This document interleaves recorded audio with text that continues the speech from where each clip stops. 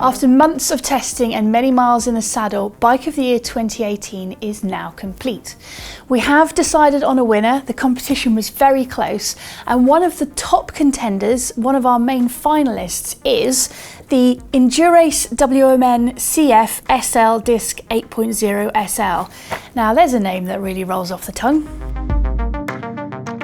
The Endurace WMN is a new bike that was unveiled in 2017, and it's noteworthy because it represents a slight shift in the way that Canyon developed bikes for female riders. Previously, their bikes were based around a unisex frame with gender-specific finishing kit. That all changed with the Endurace and its sister, the Ultimate. These bikes are the first bikes that Canyon have produced that have a women-specific frame geometry.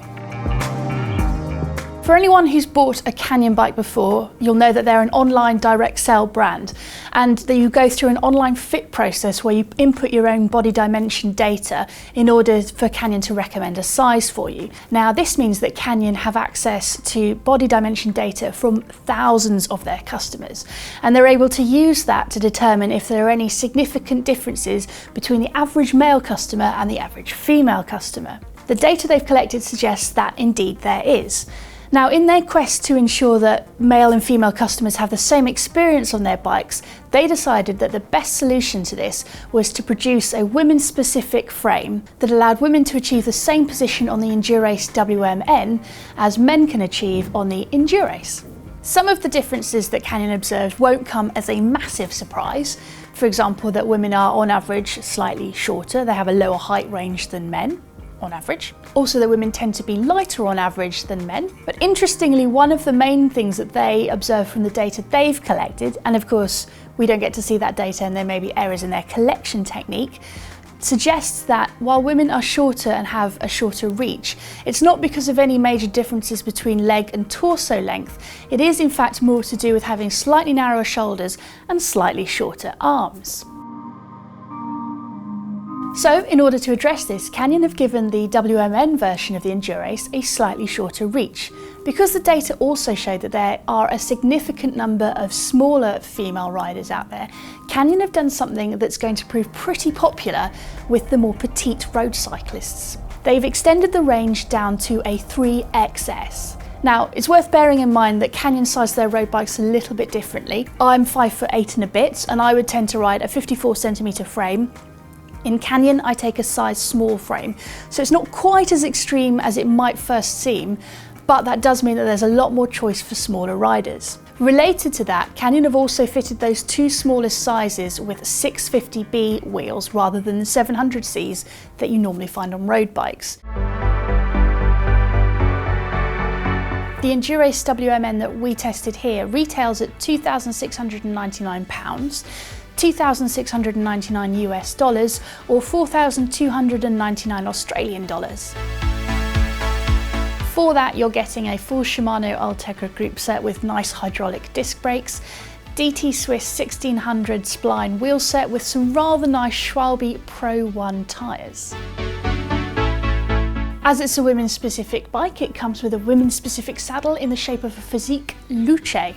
I've done my best with the pronunciation there, so apologies for anyone who thinks I've got it wrong. One of the most noticeable pieces of spec is the H31 Ergo Cockpit, which is an integrated stem and handlebar system that you also see on the top of the line Ultimate. It's designed to be more aero and provide a degree of comfortable flex, and I have mixed feelings about it. On the upside, I did find it quite comfortable to use.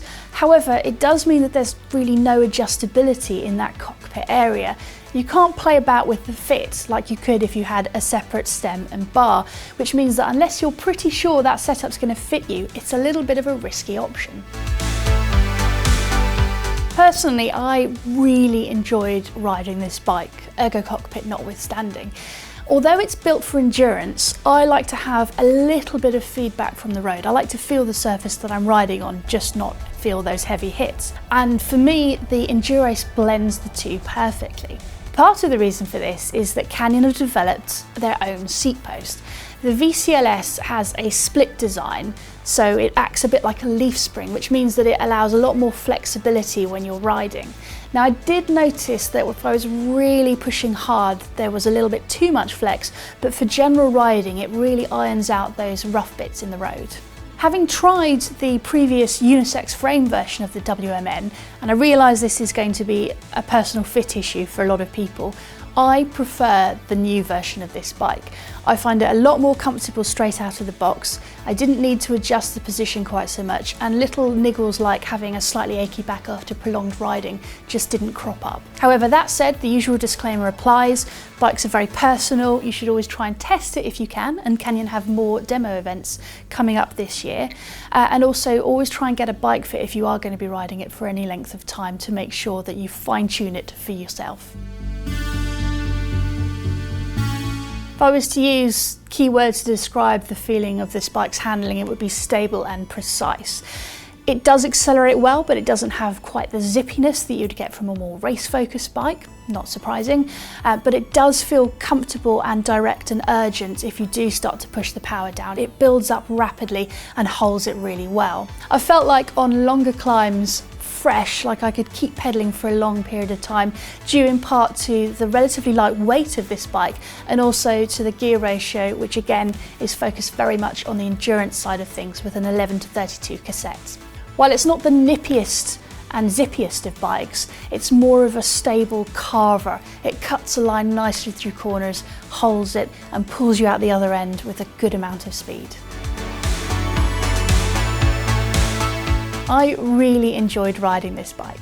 It's not my absolute favourite from Bike of the Year 2018, but the results for the top three are very, very close. There's barely a hair's breadth between them, and you would not be disappointed if you did go for this one. Personally, I really enjoyed the feedback it gave me without feeling too harsh.